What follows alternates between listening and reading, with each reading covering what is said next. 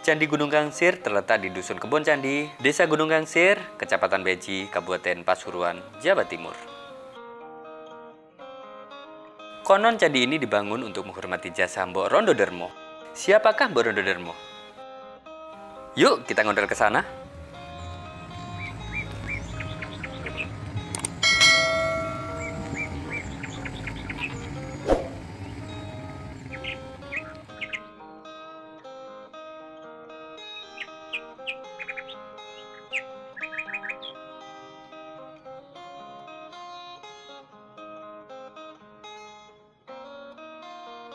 Tidak seperti candi-candi di Mojokerto yang lebih terkenal. Bisa dibilang belum banyak yang tahu mengenai asal-usul keberadaan Candi Gunung Gangsir ini. Untuk itu kita akan sedikit membahas mengenai sejarah keberadaan candi yang menawan ini.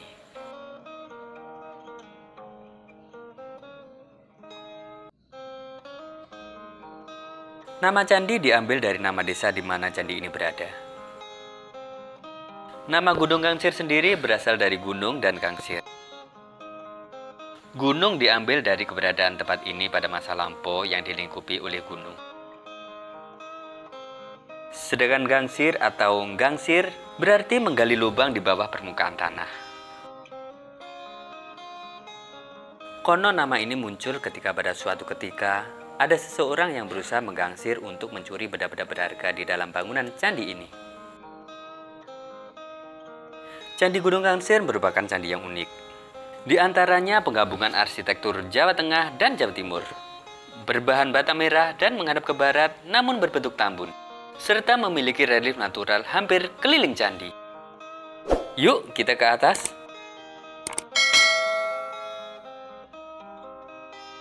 Di sini terdapat relief binatang seperti burung. Juga sebentuk wanita yang kepalanya sudah mengalami kerusakan.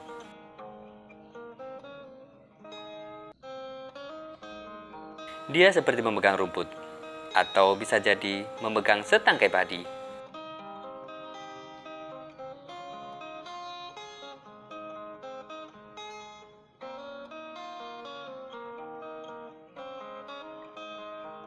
Di dekat relief wanita ini terdapat relief berbentuk tempayan seperti terikat tali.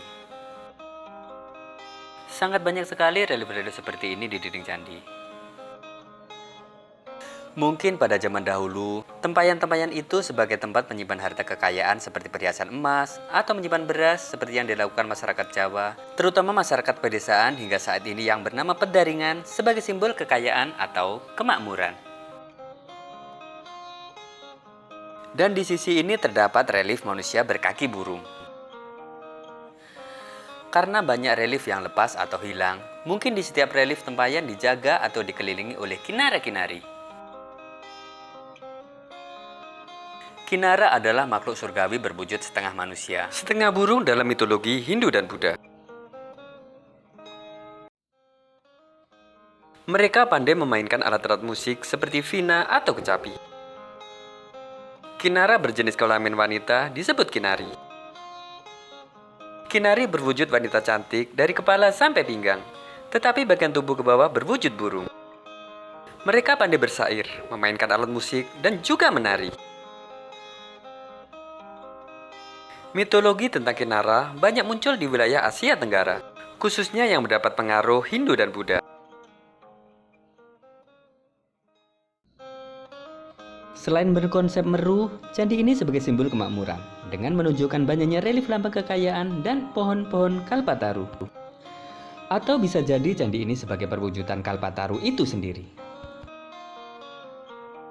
Dengan relief yang sangat detail, hingga sebagian ahli beranggapan jika itu hasil cetakan. Atau bisa dipastikan candi ini sangat berkelas. Sebelumnya candi ini telah mengalami kerusakan akibat penjarahan. Penjarahan terbesar terjadi pada masa penjajahan Jepang.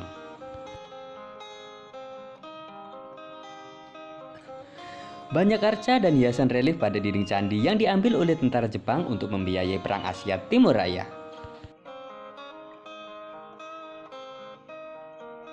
Para pakar belum bisa memastikan kapan candi ini dibangun.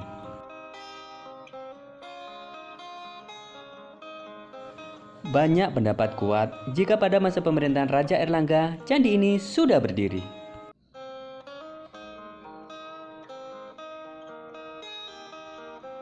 Bahkan ada yang berpendapat jika candi ini dibangun pada masa Raja Pusindok.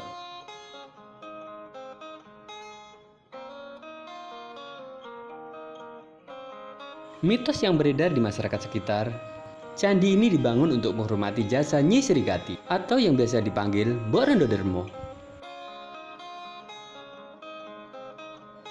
Dipanggil Boronodermo karena sangat kaya dan kekayaannya digunakan untuk memberdayakan masyarakat sekitar. Nyi Srikati adalah seorang perempuan mulia yang tidak diketahui dari mana asalnya.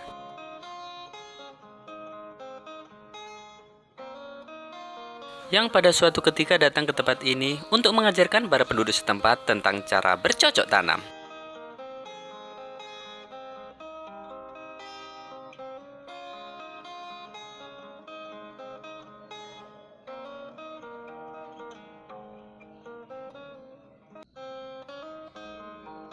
Sebelum Nyi Srikati datang, mereka senang mengembara dan menjadikan cantel dan juawut sebagai makanan utama, yaitu tanaman jenis rumput-rumputan.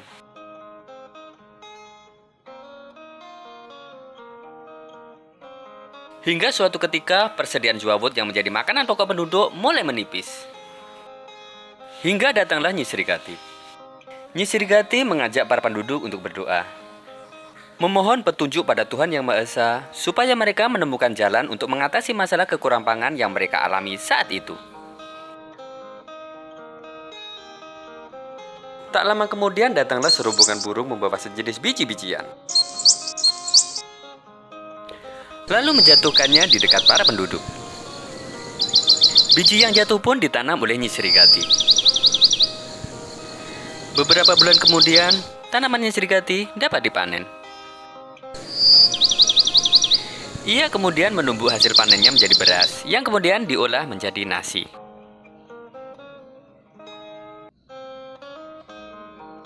Selanjutnya Nyi Srikati mengajarkan cara bercocok tanam kepada para penduduk.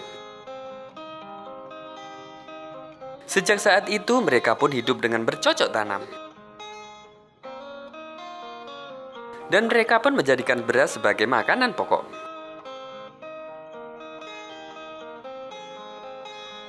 Untuk mengenang jasa Nyi Srikati atau Boronodermo, para penduduk pun membangun sebuah candi yang indah dan megah ini.